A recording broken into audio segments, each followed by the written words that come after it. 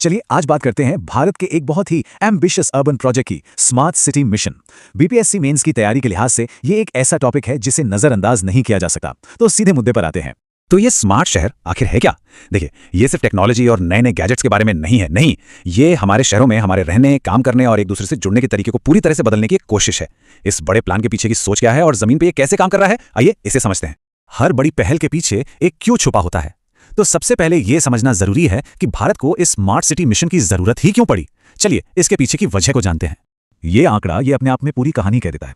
सोचिए, हमारी सिर्फ 31% आबादी जो शहरों में रहती है वो देश की जीडीपी में 63% का योगदान कर रही है। मतलब साफ है, हमारे शहर इकोनॉमिक ग्रोथ के असली पावर हाउस है। तो उन्हें स्मार्ट और सस्टेनेबल बनाना अब कोई चॉइस नहीं बल्कि एक जरूरत बन गया है। तो अगर इसे आसान भाषा में समझना हो तो स्मार्ट सिटी मिशन है क्या? ये एक ऐसा अर्बन रिन्यूअल प्रोग्राम है जिसके दो मेन फोकस हैं। पहला, नागरिकों के लिए एक बेहतर क्वालिटी ऑफ लाइफ, और दूसरा, एक साफ सुथरा और सस्टेनेबल एनवायरनमेंट। मतलब ये सिर्फ इंफ्रास्ट्रक्चर बनाना नहीं है बल्कि बेहतर जिंदगी देना है।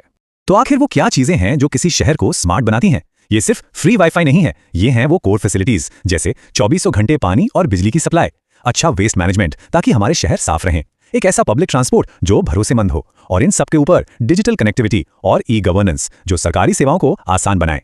यही सब मिलकर एक स्मार्ट शहर की नींव रखते हैं। तो हर मिशन के कुछ कोर गोल्स होते हैं, है ना? स्मार्ट सिटी मिशन के मामले में ये 3 मेन पिलर्स पर टिका है। आइए एक एक करके इन तीनों को देखते हैं। सबसे पहली और सबसे जरूरी बात, लोग। इस मिशन का असल मकसद हर नागरिक के लिए लाइफ की क्वालिटी को बेहतर बनाना है। इसका मतलब है बेहतर घर, अच्छी स्वास्थ्य सेवाएं और ये पक्का करना कि विकास के मौके समाज के हर तबके तक पहुंचे, सिर्फ कुछ लोगों तक नहीं।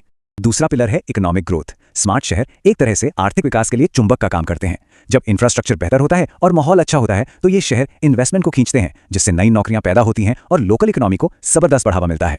और आखिर में तीसरा और बहुत ही जरूरी पिलर है हमारा एनवायरनमेंट। हम भविष्य के शहर बना रहे हैं तो उन्हें सस्टेनेबल तो होना ही पड़ेगा। इसका मतलब है प्रदूषण कम करना, ज्यादा से ज्यादा ग्रीन स्पेसेस बनाना और कचरे का सही तरीके से निपटारा करना। सस्टेनेबिलिटी इस मिशन का एक कोर एलिमेंट है। तो ठीक है, गोल्स तो बड़े अच्छे हैं, पर सवाल यह है कि सरकार इन्हें हासिल कैसे करेगी? क्या है स्ट्रैटेजी? चलिए अब इस पर एक नजर डालते हैं। देखिए, रणनीति 3 हिस्सों में बटी है। पहला है रेट्रोफिटिंग, जहां शहर के किसी मौजूदा हिस्से को ही बेहतर बनाया जाता है, स्मार्ट सुविधाएं जोड़ी जाती हैं। दूसरा है रीडेवलपमेंट, जहां किसी पुराने घने बसे इलाके को तोड़कर पूरी तरह से नए सिरे से बसाया जाता है। और तीसरा है ग्रीन फील्ड डेवलपमेंट, जिसमें शहर के बाहर एक बिल्कुल नया स्मार्ट इलाका विकसित किया जाता है।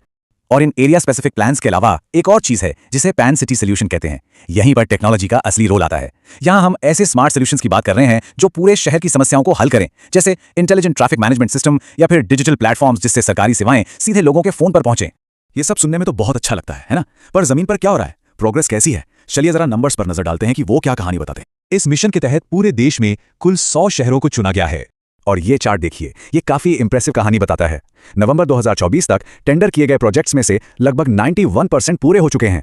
ये एक बहुत बड़ी उपलब्धि है जो दिखाती है कि जमीन पर काम वाकई में हो रहा है। हाँ, अभी भी कुछ काम बाकी है, लेकिन रफ्तार काफी तेज है। और अगर स्केल की बात करें तो जरा इस नंबर को देखिए। जिन प्रोजेक्ट्स पर काम शुरू हुआ है उनकी कुल कीमत 1.64 लाख करोड़ रुपए से भी ज्यादा है। इससे पता चलता है कि इस मिशन में कितना भारी इन्वेस्टमेंट किया गया है। जो बचे हुए प्रोजेक्ट्स हैं उन्हें पूरा करने के लिए अब डेडलाइन को बढ़ाकर मार्च 2025 कर दिया गया है।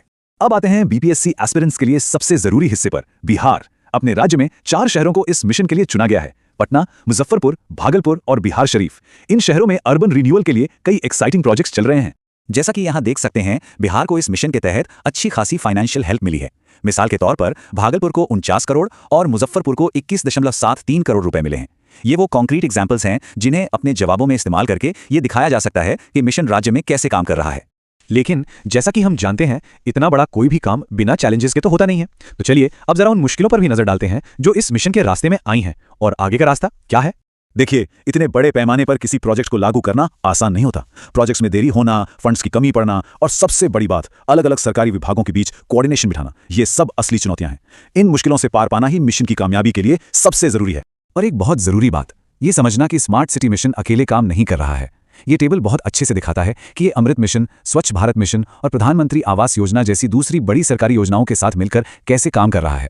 ये एक होलिस्टिक अप्रोच है ताकि शहरी विकास एक साथ एक दिशा में हो सके। तो आखिर में हम उसी बड़े सवाल पर वापस आते हैं, क्या स्मार्ट सिटी मिशन सच में भारत के शहरी भविष्य की तस्वीर बदल पाएगा? देखिए, पोटेंशियल तो बहुत है। चुनौतियों के बावजूद इसने शहरी विकास को लेकर हमारी सोच को बदला है। लेकिन क्या ये अपनी पूरी क्षमता को हासिल कर पाएगा? ये एक ऐसा सवाल है जिसके बारे में सोचने के लिए मैं आपको छोड़ता हूं। अगली बार फिर मिलेंगे। धन्यवाद।